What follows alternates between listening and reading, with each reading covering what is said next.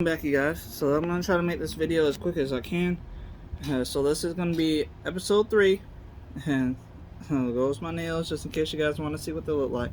But so this is the machine I was talking about in part 2, episode 2. So this is an angle grinder from Drill Master that I got from Harbor Freights, and it has a metal cutting disc on it. So all I gotta do is just press down, and it'll turn on the machine. And what I'm going to be doing is I'm going to use some of this electrical tape right here to actually get, I'm going to take off these pegs, and then I got to cut the pegs off a little bit because these threads on the front tire are actually really long, so I'm going to show you really quick. That's the reason why I was able to screw in. But the inner hole length is a little too tall for the back, for the threads on the back on the tire. See, that's kind of longer, and these are what the back ones look like, and they won't fit because this is too long on the peg. So if I try to put it in here, it won't touch. It'll just stop and won't reach the threads on the inner of the peg.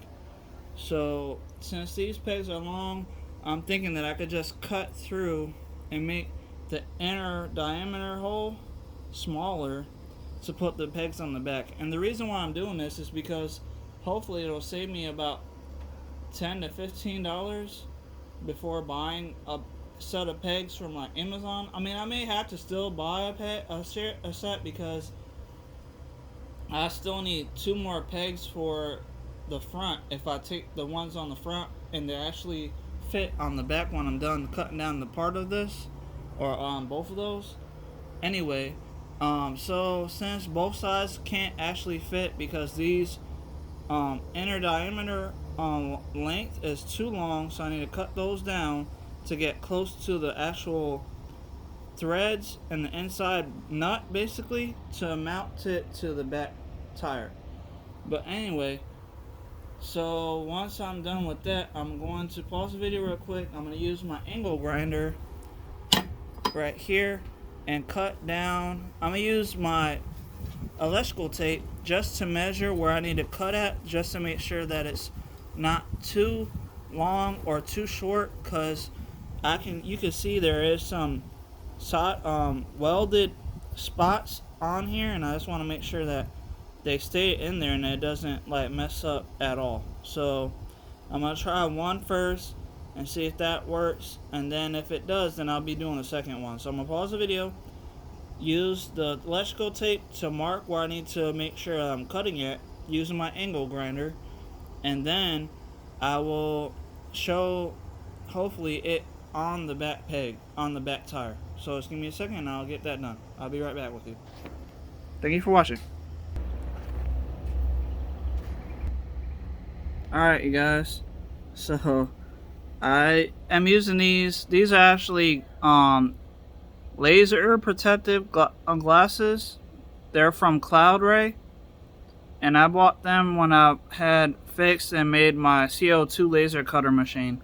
So I'm using them as basically safety glasses from when I'm cutting through the metal. The sparks fly, and I'm trying to make sure they don't get in my eyes. But anyway, you can see that I got one of the parts cut off. So now all I got to do, I'm probably going to shave this down just a little bit because the outer is still a little bit off, I guess. I don't really know. Like, it doesn't look all that great on the side here. But I'm going to first see if I can actually get it mounted to the back tire.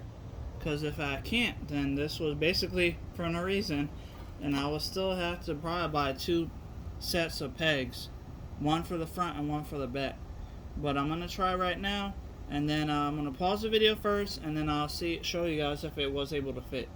And I had the bike flipped upside down. I just need to move it over to the I guess you can see it on the videos, probably towards the right side. So I'm gonna pause the video, move the bike, and then I'm gonna try to get this peg on the back tire on the right hand side instead of the left, since I already have the right off of the front here.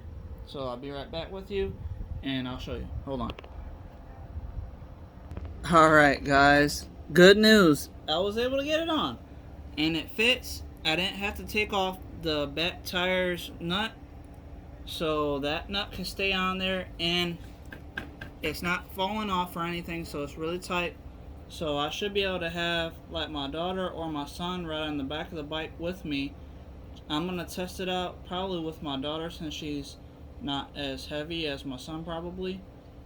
So first I'm going to get the left side done since I already fixed the right. So now all I gotta do is do the same exact thing that I did with the first right side over here. It's on there, I just don't have it super tight. I just want to make sure it can actually screw in and actually mount.